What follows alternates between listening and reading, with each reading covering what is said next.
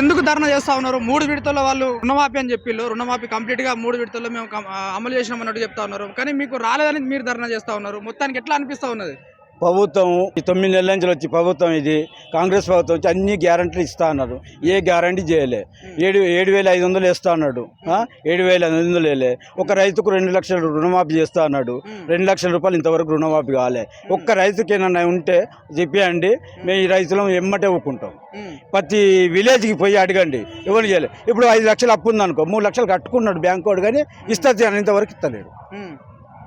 ఈ ప్రభుత్వం ఇట్లా చేసింది. అదే కేసీఆర్ ప్రభుత్వం ఉన్నప్పుడు 9-10 సంవత్సరాలు చేసిన ఒక్క రైతే కానీ ఒక యువకుడే కానీ రోడ్డు మీదకి పోయి ధర్నా చేసినాడు. అది చెప్పండి.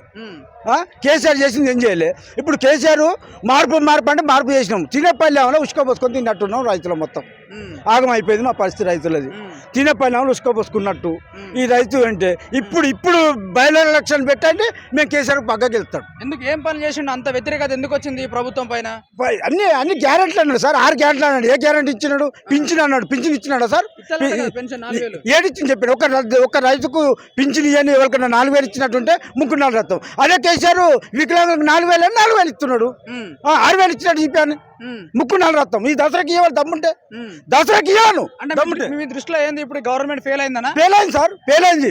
5 సంవత్సరాలు చేస్తుందా చేయదో తెలియదు. ఇది పక్కకే పెడతారు రేవంత్ రెడ్డి.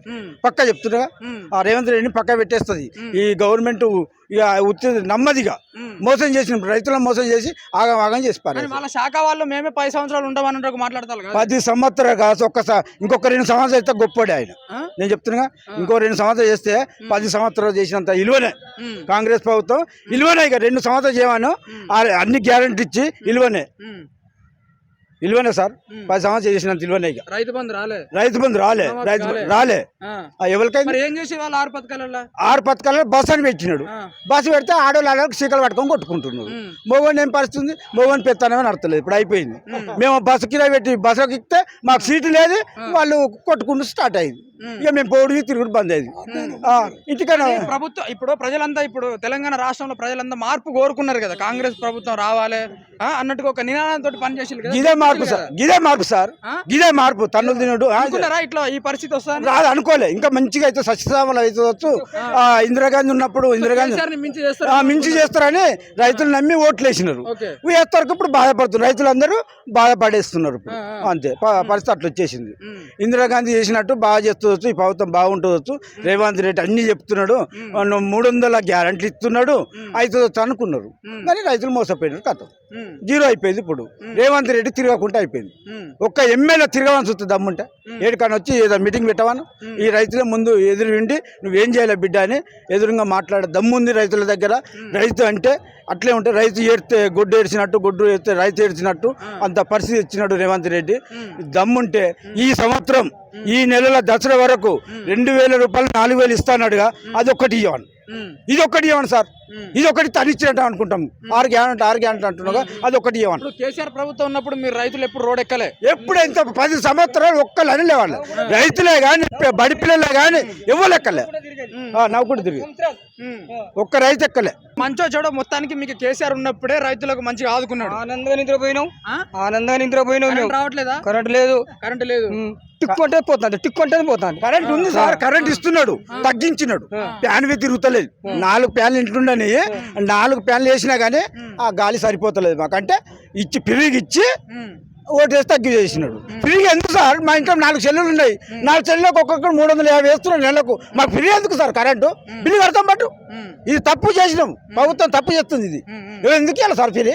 ఒక 4 సెల్లు ఉన్నాయి. నా కొడుకుంది, నా బిడ్డకుంది, నా భార్యకుంది, అందరికి ఉంది. 350 రూపాయలు కడతానే ఉన్నావు.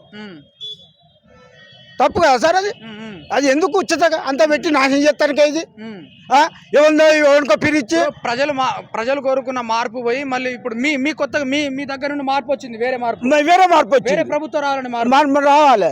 ఈ బస్ అన్నాడు, బస్సు ఇచ్చినాడు. ఇద్దరు పెడితే అయిపోగా సార్. పెళ్ళమోగానికి మినిమం ఇప్పుడు జనగాం పోతానికి 30 రూపాయలు ఉన్నాయి. సరే సగం పెడితే అయిపోగా పెళ్ళమోగానికి ఇద్దరు పోగా. అట్లా లేదా? ఇప్పుడు ఆడవాళ్ళ పెత్తనం అయిపోయింది. అంత ఘోరం పరిస్థితి ఉంది. వాళ్ళు ఏం చెప్తా ఉన్నారంటే కేసీఆర్ దోసుకున్నాడు కాబట్టే బయటికి రావట్లేదు అన్నట్టుగా మాట్లాడుతా ఉన్నారు. నిజంగా దోచుకున్నాడు మరి మీ కేసీఆర్? మాకు కేసీఆర్ దోసుకుంటే గిట్ట ఎందుకుంటారు సార్? ఎవరినైనా ఒక మాట మరి దోసుకున్నా అంటే ఏడ దోసుకుని చెప్పండి. వాళ్ళు ఇంటి గిట్ట పెట్టుకున్నారు, పెట్టడానికి గిట్ల ఉన్నాయా పైసలు దోసుకుంటానికి? ఏం చేయలేదు సార్. కాదే కాంగ్రెస్ వాళ్ళు అంటున్నారు అంటారు సార్, దునియా అంటారు, కాంగ్రెస్ ఉండవరకు అబద్ధాలు వచ్చినారు అంటారు.